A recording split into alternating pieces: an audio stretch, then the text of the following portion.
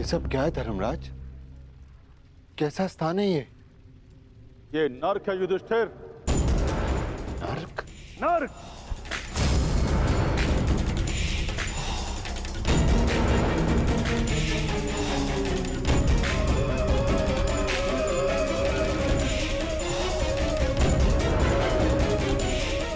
किंतु आप मुझे यहाँ क्यों लाए? चलिए। रुकिए सम्राट युधिष्ठिर! हमें छोड़कर मत जाइए। आपकी देह को छूकर जो वायु आ रही है उससे हमारा मन तृप्त हो रहा है। ये किनका स्वर है धर्मराज? उनका, जिन्हें अपने अपने कर्मों का दंड मिल रहा है।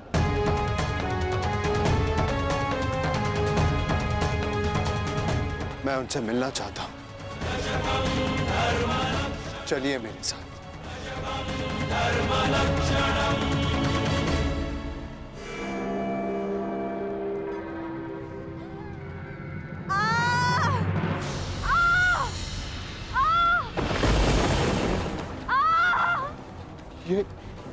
ये अन्याय है धर्मराज। पांचाली ने पाप नहीं किया था, उसके साथ पाप हुआ था। नहीं धर्मराज, तुम भूल रहे, पांचाली ने दुर्योधन का अपमान किया राजसूय यज्ञ में। अंधे का पुत्र अंधा, परंतु उसने दुर्योधन के साथ साथ धृतराष्ट्र का भी उपहास उड़ाया। हर क्षेत्र में निपुण होने के पश्चात भी और स्वयंवर में बुलाए जाने के पश्चात भी कर्ण को अस्वीकार कर दिया। ये शरसंधान नहीं होगा, क्योंकि मैं एक सूत पुत्र से विवाह नहीं करूंगी। ये वही दर्प की अग्नि है जो इसे जला रही है।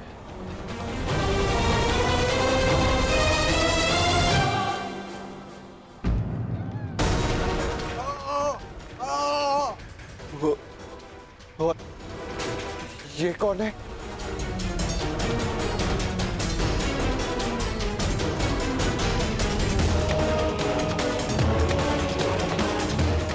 अपना बचपन स्मरण करो युधिष्ठिर, और स्मरण करो धनुर्विद्या के महारथी बालक का, जिसने अभ्यास में विघ्न डालने वाले श्वान का मुख बाणों से भर दिया था।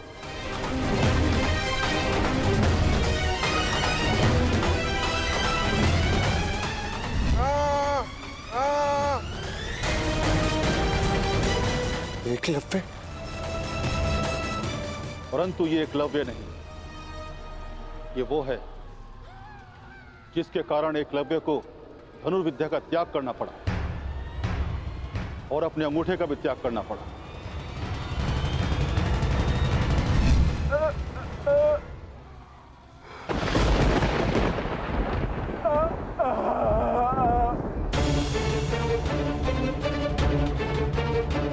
अर्जुन?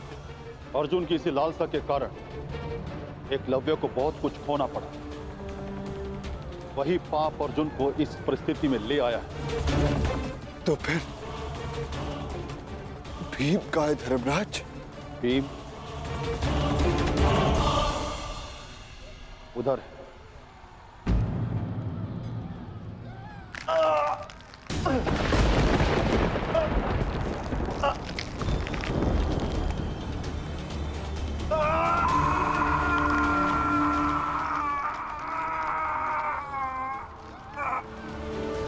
भीम की ये दशा क्यों धर्मराज? भीम ने किस प्रकार अनीति से जरासंध को मारा था।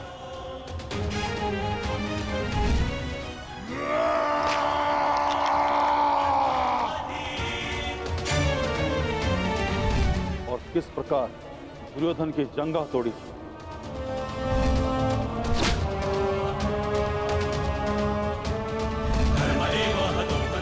अपने प्रतिशोध के चलते किस तरह से भी मनुष्यता त्याग बैठा और रक्त पिपासु बन गए। धर्म की स्थापना के लिए कभी कभी वध आवश्यक हो जाता है, परंतु बर्बर बनना उचित नहीं। भीम को उसकी बर्बरता का दंड मिल रहा है। क्या नकुल सहदेव को नहीं देखना चाहोगे? नहीं नहीं धर्मराज, वो दोनों फूल से जैसे बालक मेरे पुत्र जैसे, मेरे भाई नहीं, मैं उन्हें नहीं देख पाऊंगा, नहीं देख पाऊंगा मैं उन्हें।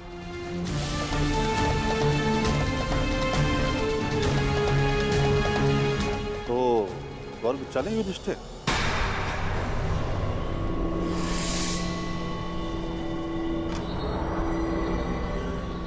मैं क्यों?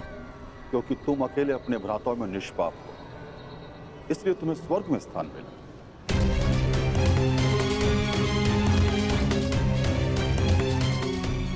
नहीं, नहीं धर्मराज, मैं अपने भाइयों को छोड़कर नहीं जाऊंगा।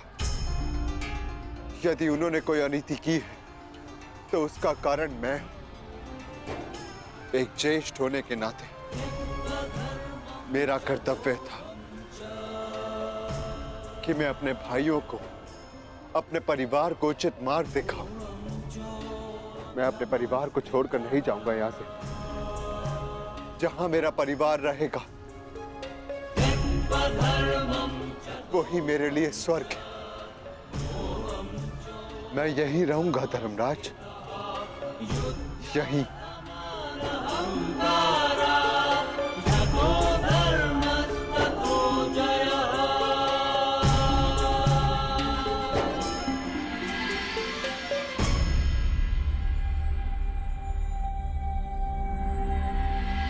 अद्भुत युधिष्ठिर, अद्भुत।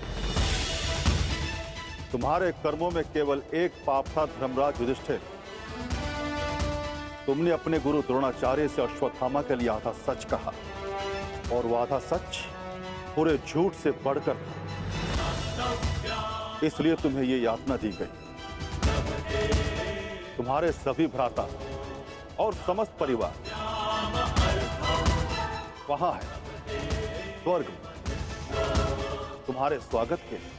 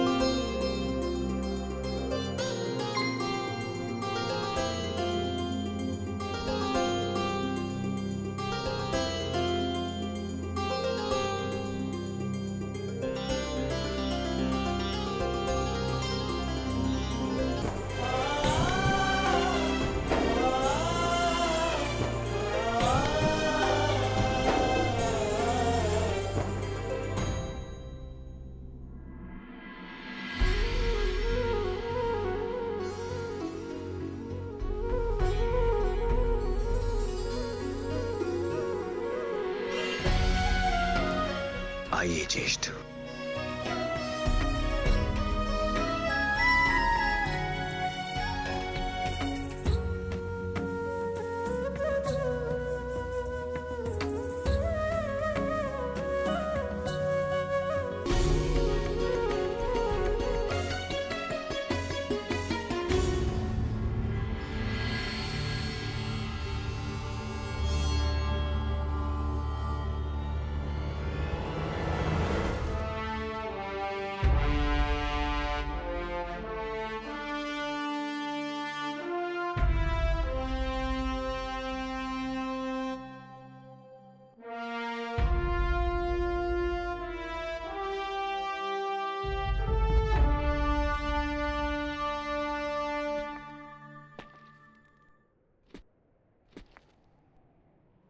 दिव्य दृष्टि से बाण शक्ति से जीते ये सारा रण। मित्र वेग है, सूर्य तेज है, कवच चढ़ा इसके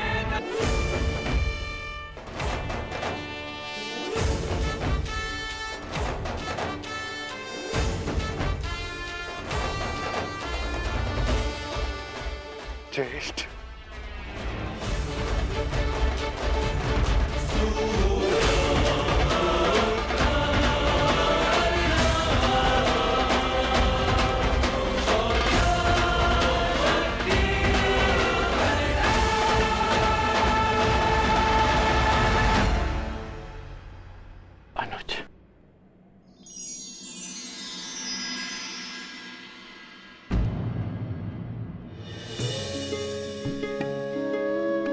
माधव,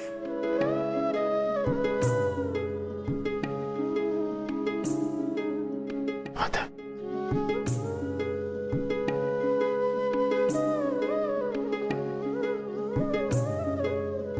हाँ धर्मराज, और देखो आज सारे 106 भाई एक साथ स्वर्ग में हैं, और यदि धरती पर ये सारे 106 भाई एक साथ होते तो धरती को स्वर्ग बना देते। युद्ध सदैव अंतिम प्रयास होता है, प्रथम प्रयास सदैव प्रेम होता है। प्रेम से संब्रह्म जन्म लेता है और संब्रह्म से आदर, आदर से करुणा, और जब मनुष्य में करुणा होती है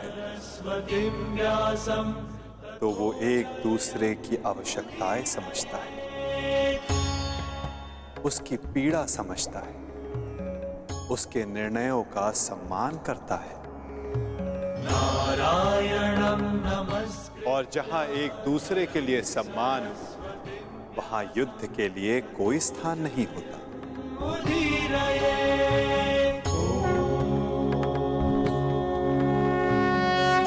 परंतु माधव,